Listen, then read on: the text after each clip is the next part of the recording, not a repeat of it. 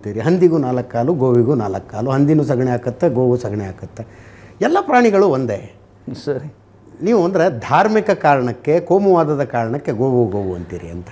ಪಾಪ ಅವ್ರನ್ನ ನೋಡಿದರೆ ದಯ ಬರುತ್ತೆ. ಕತ್ತೇನು ಬಲ್ಲದಪ್ಪ ಕರಿಗಡವು, ತಿಪ್ಪೆದಂಟು ತಿಂಬೋದು ಅದರ ಸ್ವಭಾವ ಅಂತ ಒಂದು ಹಾಡಿದೆ ನಮ್ಮಲ್ಲಿ. ಹೀಗೆ ಬಹಳ ಜನ ಏನು ತಿಳ್ಕೊಂಡಿದ್ದಾರೆ, MBBS ಆದವನು ಡಾಕ್ಟ್ರೇ, BMS BHS ಆದವನಿಗೆ ಡಾಕ್ಟ್ರ್ ಅಂತಾರೆ. ಆಮೇಲೆ ಊರಲ್ಲಿ RMP ಅಂತ ಒಬ್ಬ ಇರ್ತಾನೆ ಕಂಪೌಂಡ್ರು, ಅವನಿಗೆ ಡಾಕ್ಟ್ರ್ ಅಂತಾರೆ. ಆಮೇಲೆ ಸೂಪರ್ ಸ್ಪೆಷಾಲಿಟಿ ಆದವನಿಗೆ ಡಾಕ್ಟ್ರ್ ಅಂತಾನೆ. ಇವನು ಡಾಕ್ಟ್ರ್ ಅಂದ್ರೆ ಆಗುತ್ತಾ? ನಾವು ನೋಡಬೇಕಲ್ಲ ಅದರಲ್ಲಿ ಭೇದ. ಅದರ ಸಗಣಿಯಲ್ಲಿರುವಂಥ ಬ್ಯಾಕ್ಟೀರಿಯಾಗಳ ಸಂಖ್ಯೆ ಏನಿದೆ, ಅದು ಕಲ್ಚರ್ ಏನು ಕೆಲಸ ಮಾಡುತ್ತೆ. ಎಮ್ಮೆದು ಸಗಣಿ, ಎಮ್ಮೆ ಯಾಕೆ ನಡೆಯೋದಿಲ್ಲ? ಎಮ್ಮೆದು ಮಾಡಿ ನೋಡಿದ್ದೇನೆ. ಅದರಲ್ಲಿ ಬ್ಯಾಕ್ಟೀರಿಯಾಗಳ ಸಂಖ್ಯೆ ಕಡಿಮೆ ಇದೆ, ಬಹುಕಾಲ ಅದು ಬಾಳೋದಿಲ್ಲ. ಆಕಳದ ಈ ಗೋವು ಏನಿದೆ, ಗೋವಿನ ಸಗಣಿಯನ್ನು ತಾವು ಪ್ರಯೋಗ ಮಾಡಿ ನೋಡಿದರೆ ಸುಮ್ಮನೆ 1 ಗ್ರಾಮ್ನಲ್ಲಿ ಸುಮಾರು ಕನಿಷ್ಠ 10 ಕೋಟಿ ಜೀವಾಣುಗಳ ಸಂಖ್ಯೆ. ಆ ಸಂಖ್ಯೆ ಅನ್ಯ ಪ್ರಾಣಿಗಳಲ್ಲಿ ಕಾಣೋದಿಲ್ಲ.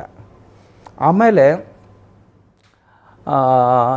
ಈ ಗೋವಿನ ಮೂತ್ರ ಆಗಲಿ ಅಥವಾ ಈ ಸಗಣಿ ಆಗಲಿ, ಅದರಲ್ಲಿ ಇರುವಂಥ ಒಂದು ಶಕ್ತಿ ಉಳಿದವುಗಳಲ್ಲಿ ಕಾಣಲಿಲ್ಲ. ನಾನು ಮೊದಲು ಸುಮಾರು ಒಂದು 100 ಜರ್ಸಿ ಹಸುಗಳನ್ನು ಸಾಕಿದ್ದೆ. ನನ್ನ ಹತ್ರ 100 ಎಮ್ಮೆಗಳಿದ್ದು ಮೊದಲು. ಓಕೆ. ಅವುಗಳನ್ನು ನಾನು ಗಿಡಗಳಿಗೆ ಆ ಸಗಣಿ ಹಾಕ್ತಿದ್ದೆ. ಅದು ಹಾಕಿದರೆ ಮುಂದಿನ ವರ್ಷ ಮತ್ತೆ ಹಾಕಬೇಕಾಗ್ತಿತ್ತು.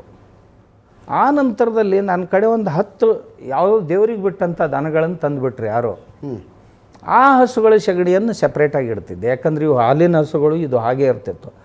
ಆ ಸಗಣಿಯನ್ನು ನಾನು ಆ ಗಿಡಗಳಿಗೆ ಹಾಕಿದಾಗ ಆ ಗಿಡಗಳ ಚಿತ್ರನೇ ಬದಲಾಯಿತು. 3 ವರ್ಷಗಟ್ಟಲೆ ಅದು ಗೊಬ್ಬರ ಕೇಳಲಿಲ್ಲ. ಆಮೇಲೆ ಬಂದಂಥ ಕಾಯಿಗಳು, ಆ ಗೊಬ್ಬರ ಏನು ಹಾಕಿದ ನಂತರ ಮಣ್ಣಿನಲ್ಲಿ ಪೋಷಕಾಂಶಗಳು ಹೆಚ್ಚಾಗಿ ಕಾಯಿಗಳು ಚೆನ್ನಾಗಿ ಬಂದು, ಆ ಕಾಯಿಗಳ ಹತ್ತಿರ ಯಾವುದೇ ಹುಳುಗಳು ಬರಲಿಲ್ಲ. ಹುಳುಗಳು ಎಷ್ಟು ಜಾಣ ಅಂದ್ರೆ, ತಮಗೆ ಪಚನ ಆಗದೇ ಇದ್ದರೆ ಆ ಹಣ್ಣಿನ ಹತ್ರ ಅದು ಹೋಗೋದಿಲ್ಲ. ಒಂದು ವೇಳೆ ಮಣ್ಣು ಸತ್ವಯುಕ್ತ ಆಗಿತ್ತು ಅಂತಂದ್ರೆ ಅದರ ಎಲ್ಲ ಪೋಷಕಾಂಶಗಳು ಗಿಡದಲ್ಲಿ, ಕಾಯಿಯಲ್ಲಿ ಬರ್ತಾವೆ. ಅವು ಬಂದು ಅಂತಂದ್ರೆ ಅವು ಗೊತ್ತಾಗುತ್ತೆ ಈ ಹಣ್ಣು ನನಗೆ ಪಚನ ಆಗುತ್ತೋ ಇಲ್ಲೋ ಅಂತ. ಪಚನ ಆಗದೇ ಇದ್ದರೆ ಅವು ಅದರ ಹತ್ರ ಬರೋದಿಲ್ಲ. ಪಚನ ಆಗದೇ ಇದ್ದರೂ ತಿನ್ನೋರು ಯಾರಾದರೂ ಇದ್ದರೆ ನಾವೇ ಮನುಷ್ಯರೇ.